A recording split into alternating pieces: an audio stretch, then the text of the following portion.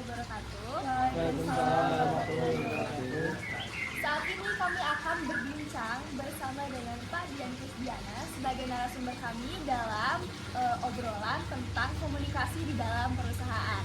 Karena topik kami sekarang itu ada di komunikasi di dalam perusahaan, Pak. Jadi kami mau bertanya kepada Bapak sendiri sebagai salah satu pemilik perusahaan, bagaimana sih struggle yang terjadi di dalam perusahaan itu sendiri mengenai komunikasi. Nah, bagi Bapak sendiri, seberapa penting komunikasi langsung dengan staf bagi Bapak? Apakah Bapak sering turun ke lapangan untuk berinteraksi dengan mereka gitu? Oke, komunikasi dalam suatu organisasi ya, nggak hanya di perusahaan, mungkin di organisasi-organisasi yang lain juga merupakan sangat penting gitu ya, karena itu adalah hub untuk menyampaikan satu gagasan, satu perintah, satu visi juga misi gitu ya, mengenai tujuan organisasi gitu. Nah, dalam hal ini di perusahaan itu sangat penting gitu, karena memang suksesnya satu organisasi dalam hal ini perusahaan adalah bagaimana juga bisa membangun komunikasi yang efektif dan efisien, itu yang jelas, yang bisa dimengerti sama tim semua gitu ya. Malah sekarang itu perusahaan-perusahaan besar gitu ya, perusahaan-perusahaan besar itu komunikasi itu udah memegang peranan penting untuk pencapaian satu goalnya perusahaan gitu. Nah, di tempat saya itu sangat memang kita bangun gitu dari awal gitu ya, karena organisasi itu nggak bisa jalan sendiri-sendiri. Ini bisa jalan organisasi itu oleh semua bagian anggota tim gitu.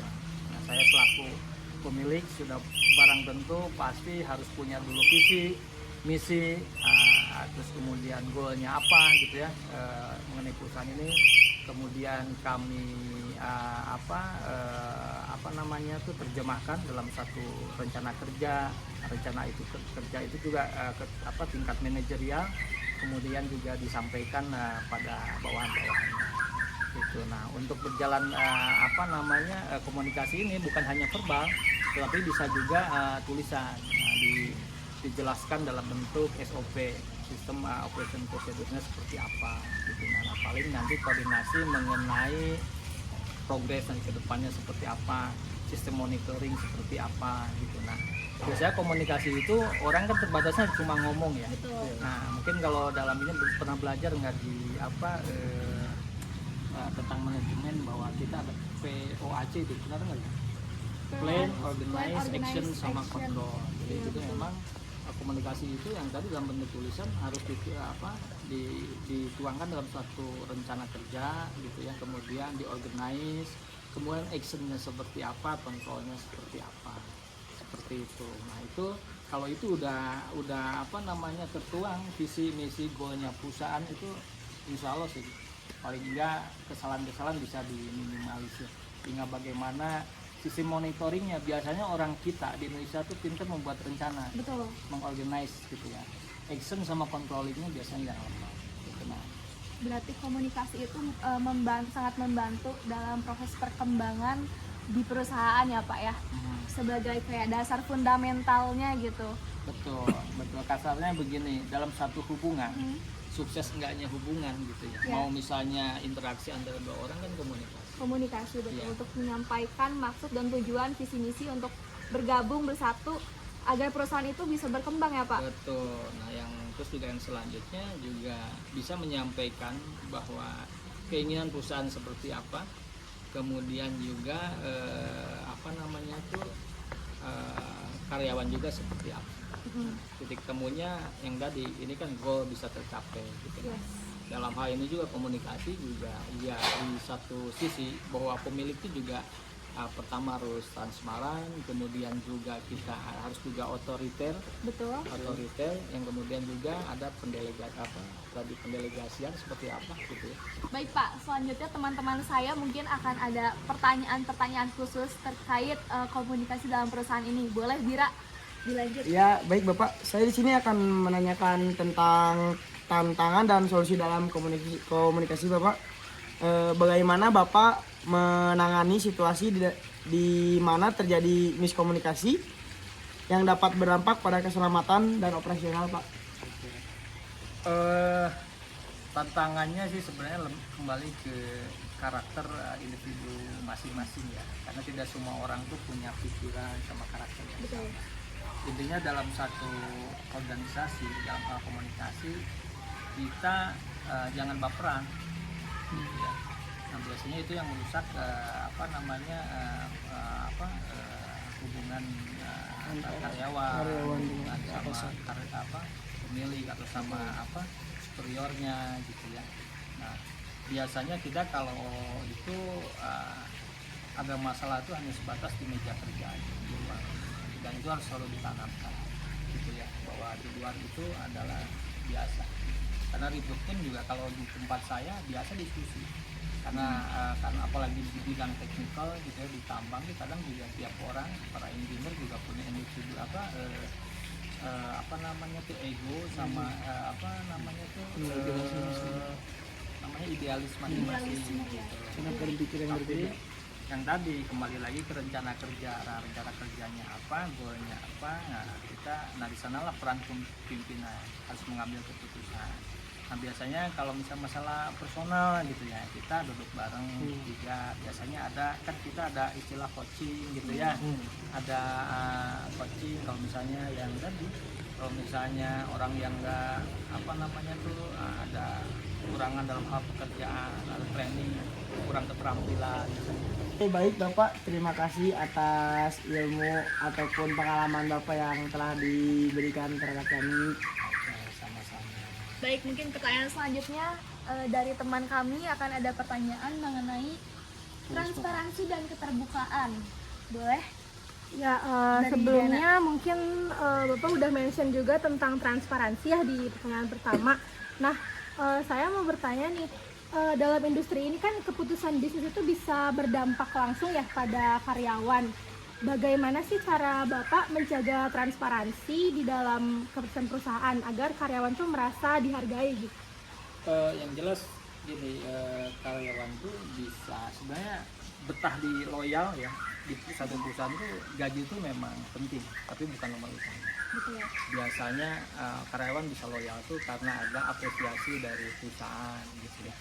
Bagaimana ya apresiasinya bisa dalam bentuk ucapan atau misalnya dalam bentuk materi, misalnya bonus dan lain-lain. Terus juga hal lainnya adalah jenjang karir. Jadi dari awal kita tuh pentingnya visi misi, kemudian karir path-nya karyawan itu seperti apa kita sampaikan. Dan kita juga transportasi itu juga harus jangan kualitatif, harus kuantitatif. Jadi harus bisa dinilai. Nah, untuk bisa dinilai kita terjemahkan dalam satu KPI, Key Performance Index bagi ini. Tiap divisi nanti punya targetnya apa. Misalnya engineering apa, operational apa, finance apa, HR apa, nanti HSE apa, environment-nya apa. Nah, nanti semua di sana. Dan itu diumumkan gitu. Diumumkan. Nah, jadi siapa yang kerjanya benar ya dapat kenaikan gaji yang layak atau dapat misalnya bonus berapa kali dari performance-nya gitu. Dan itu awalnya juga udah ditentuin sama perusahaan sediakannya bonus dan lain-lain gitu. Nah seperti itu. Nah terlebih lagi transparansi ini itu kan ke performance. Yang kedua bagaimana supaya kita bisa survive, dan di tambang itu adalah high investment, high risk gitu ya, high profit memang. Nah setiap individu divisi juga punya peran yang dimana itu juga harus jangan manipulasi data. Betul. Ya, jadi harus memang apa yang disampaikan disampaikan gitu, jangan takut salah gitu, karena ketika salah menyampaikan risikonya kan uangnya gede, bukan uang 1 juta 2 juta miliaran gitu. Dan itu juga kami diintegrasikan juga, karena kalau pakai konvensional, pakai sumber daya manusia aja seperti zaman dulu ya, harus ngolah dulu di Excel, harus dihitung dulu. Nah itu kita udah ruginya udah jalan di awal gitu kan, dia udah kegerus duluan. Nah makanya dengan teknologi ini sebenarnya bisa kebantu gitu.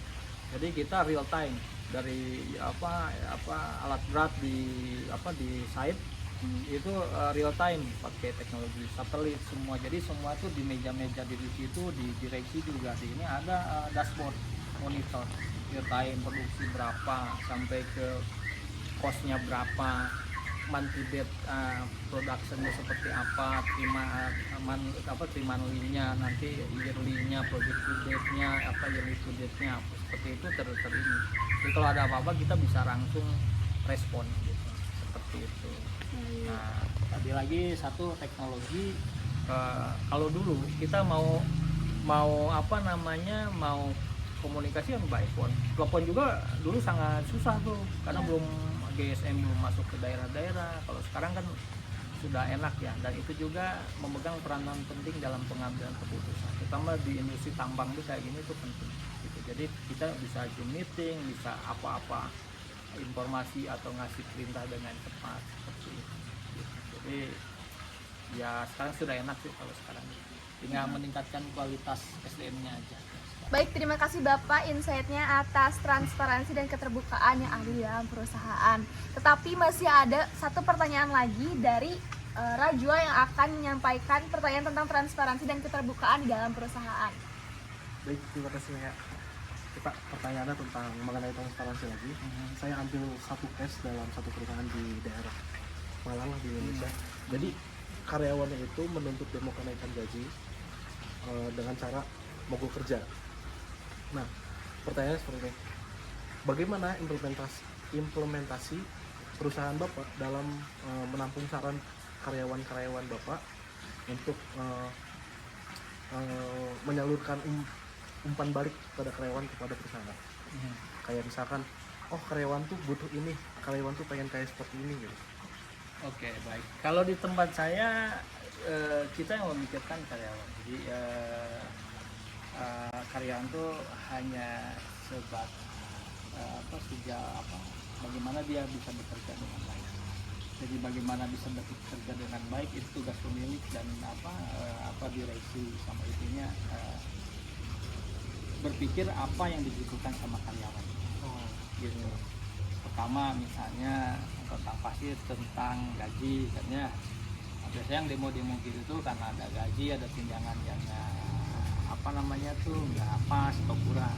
Biasanya kita melakukan dulu riset gitu. Misalnya gaji misal di industri pertambangan itu misalnya ada high berapa, middle berapa, bottomnya berapa.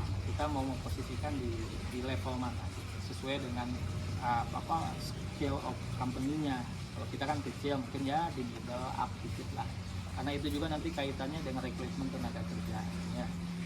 Pertama dari gaji, kemudian juga kita memberikan apa sih yang akan didapat oleh karyawan, misalnya kayak bonus tadi kaitannya dengan KPI, supaya apa? Supaya target perusahaan itu kan bisa tercapai. Karena di perusahaan tambang atau perusahaan yang volume based gitu ya, yang ada target produksi apa, itu akan menentukan berapa ongkos produksi, berapa keuntungan yang didapat oleh perusahaan. Kalau tidak tercapai udah pasti keuntungan bisa berkurang atau rugi kan begitu ya. Nah, jadi kita harus perhatikan itu biar karyawan itu juga fokus terhadap pekerjaannya.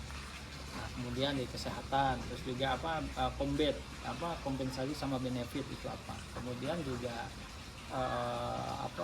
termasuk kesehatan dan lain-lain, sarana kerja. Jadi kalau di Indonesia pertambangan kan teknik ya. Kayak misalnya spek laptop kayak gitu, yang engineer gimana, yang non engineer seperti apa. Jadi sebenarnya itu kembali ke perusahaan, kebijakan perusahaan gitu. Jadi nggak perlu ada demo-demo. Biasanya kalau demo-demo itu ada dua, kalau internal kaitannya dengan kompensasi sama benefit, kalau eksternal biasanya ada provokator dulu gitu. Tapi kalau dari awal, kalau di perusahaan ini kita menyolidkan dulu di dalam gitu ya, kayak di luar nanti ada orang-orang community development tuh yang bekerja, mungkin yang kayak teman-teman bagaimana mensosialisasikan. Biasanya mereka cari duit aja begitu Iya. gitu. Nah itu kaitannya dengan program CSR perusahaan. Tapi kebanyakan juga orang di daerah itu banyak pengen duit tapi nggak mau kerja, itu masalahnya. Jadi ngerongrong perusahaan gitu, seperti itu. Jadi pada kesimpulannya itu bagaimana cara perusahaan agar karyawan sejahtera Pak ya. Betul, betul. Tugasnya karyawan kan fokus pada ya pekerjaan. Tugasnya pemilik sama direksi atau di manajemen atau bagaimana supaya karyawan tuh bisa fokus kerja nyaman, aman kan gitu ya. Kemudian juga ada hope gitu, ada harapan. Biasanya itu kan kalau misalnya yang demo-demo itu nggak jelas tuh kedepannya seperti apa biasanya. Gitu. Baik misalnya nanti ketika mau pensiun gimana, ini gimana, terus perusahaan bisa bertahan sampai kapan gitu kan, seperti itu. Dan harus jelas aturan mainnya yang gitu. Baik, terima kasih Bapak atas jawabannya. Sama-sama. Oke, untuk pertanyaan terakhir dari pengalaman Bapak sebagai pemimpin industri tambang, apa pelajaran paling berharga yang Anda pelajari tentang komunikasi dengan karyawan? Terus ada gak saran bagi orang-orang yang ingin membangun hubungan yang lebih kuat dengan tim mereka? Mungkin pemimpin ya apa namanya tuh pemilik atau pemimpin salah satu ya gitu ya. Jadi lupa aja. Kan? Pertanyaan apa tadi? Ih, dah buka-buka. Ya banyak lah gitu ya, karena yang tadi dalam satu hubungan tuh komunikasi itu memegang sebagai peranan vital sentral gitu ya. Bagaimana kita bisa hubungannya langgeng, bisa apa namanya satu frekuensi kan gitu ya. Jadi apalagi dalam dunia kerja gitu, yang dimana tuh di tambang atau dalam satu organisasi itu tidak ada namanya Superman, Superwoman, yang adanya kan super team. Nah, hal yang penting yang tadi pertama tambah tuh vocabulary bahasa ya. Kemudian juga akhlak juga ditingkatkan gitu ya. Kemudian juga kita harus tahu kita berbicara dengan siapa kan gitu ya. Nah, manner itu juga dijaga kan gitu ya. Nah, kemudian jangan baperan gitu. Kalau dalam satu tim itu kan tim bisa sukses tuh kalau ada kerja sama tim ya solid dan jangan baper biasanya gitu. Seperti itu. Nah, kalau kita di tempat kami biasanya suka ya ada ini misalnya dari apa namanya tuh pengusaha-pengusaha kita quote gitu, suka kita sharing kan gitu ya, kita kadang di status atau di kantor kita tempelin apa kan gitu ya, seperti itu ya. Jadi komunikasi itu penting ya, dan mungkin kalau misalnya relate sama jurusan harus dipelajari, bukan hanya ngomong ya, harus ada isinya, artinya wawasan juga harus ditambah. Biasanya orang apa yang disampaikan itu tergantung isi kepalanya. Nah, kebanyakan di Indonesia itu kadang juga gitu, asbung gitu ya. Sebenarnya kepintaran dan kecerdasan seseorang itu dilihat dari bagaimana kualitas pertanyaan. Kalau pertanyaan berkualitas itu seperti apa gitu kan ya, artinya dia menguasai tentang apa gitu ya, atau dengan pekerjaannya seperti apa. Jangan yang banyakan tuh yang bertanya yang nggak penting ya, kayak gimana gitu. Seperti itu ya. Baik, terima kasih Bapak atas jawaban dari pengalaman Bapak dan insight barunya. Terima kasih juga atas waktunya untuk menjawab pertanyaan-pertanyaan kami. Terima kasih.